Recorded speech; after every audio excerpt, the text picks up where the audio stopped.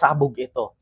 Ma'am Joy, maraming salamat sa 15 Hong Kong dollar super sticker. Thank you so much. Ang dami natin pabinamano. Tuloy-tuloy nyo lang. Ito na.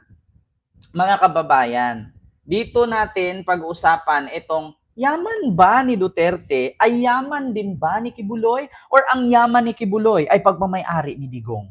Kasi mga kababayan, kung naalala nyo po, bago po si Kibuloy inaresto, no? Bago po si Kibuloy pinatawag sa Senado, ay ginawa niya pong may tawag doon ano ba tawag doon?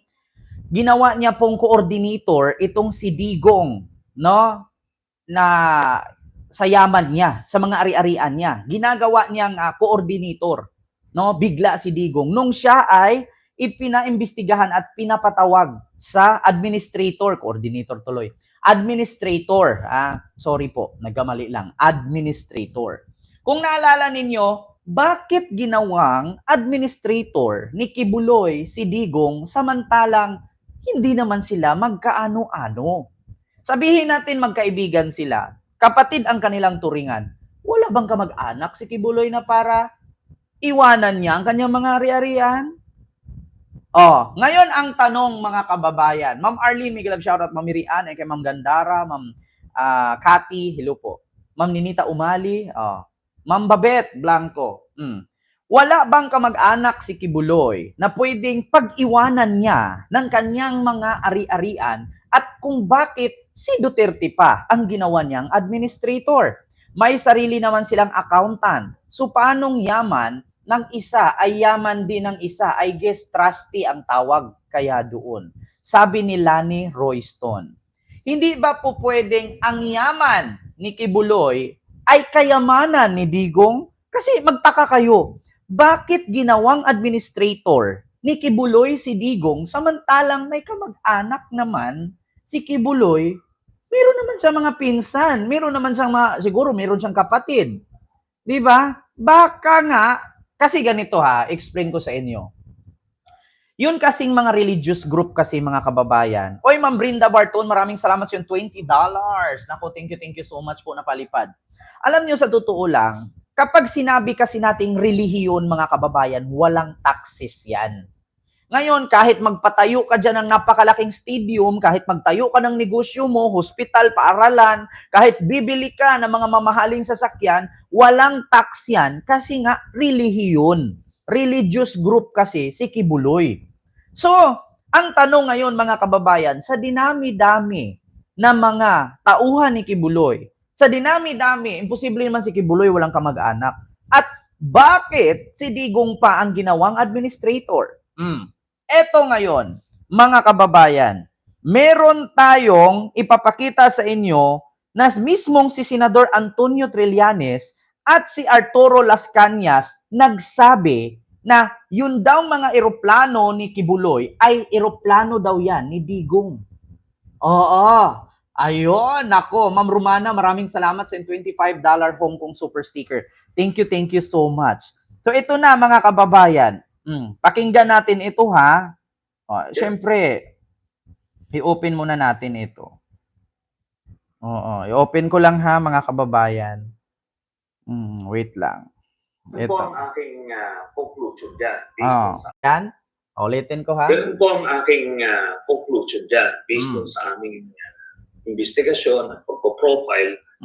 Hindi ito susulpot lang ng parang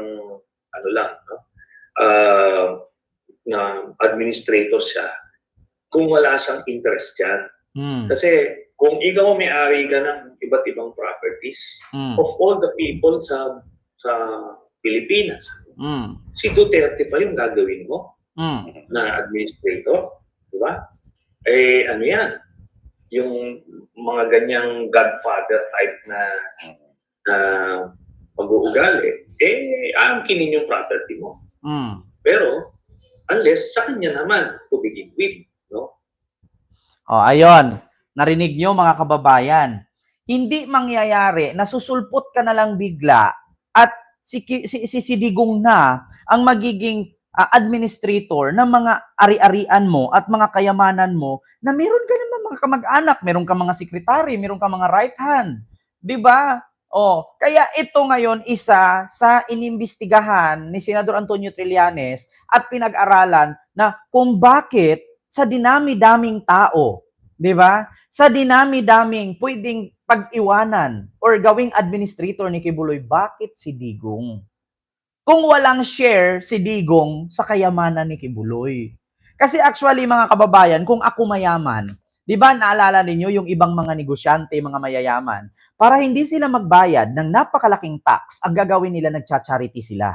Oh, bukod sa pag-charity nila, tutulong sila sa mga liblib na lugar, ganyan-ganyan, tapos magawa sila ng foundation para hindi sila makapagbayad ng mga taxes. Ngayon, etong si Digong, kung sakali man na may share siya dyan sa kayamanan ni Kibuloy, kung sakali lang, according kay Senador Antonio Trillanes, kung sakali lang, wala siyang tax na babayaran. Bakit? Pastor si Kibuloy. Once na ikaw ay religious group sa Pilipinas, walang tax. Lahat ng religious group sa Philippines, walang tax yan. Tignan nyo Iglesia ni Cristo, napakalaki ng mga building, sa tingin nyo, nagbabayad ng tax, walang tax yan. Ang binabayaran nilang tax dyan, yun lang mga binibili nilang materyales. Pero yung pagpapatayo nila ng mga kimi-kimirot, walang tax ang mga lahat ng religious group sa ating bansa. Kaya nga magugulat kayo, yung iba may mga hospitals, may mga hotels, may mga stadium, walang taxes yan, free tax yan sa government, ang religious group. Kaya kung ikaw mayaman, marami kang pera, doon mo na ilagay. Yeah? Doon mo na ilagay yung mga taxes. Kasi wala kang babayaran eh. Di ba?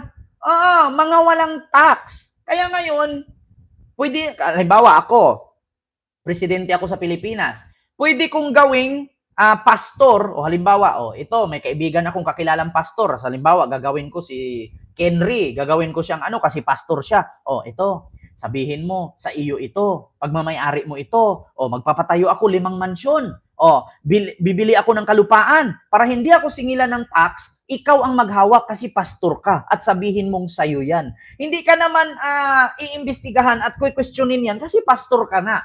Walang taxes ang mga religious group. Ang tanong ngayon, sa dinami-daming tao, bakit si Digong pa ang ginawang administrator ni Kibuloy?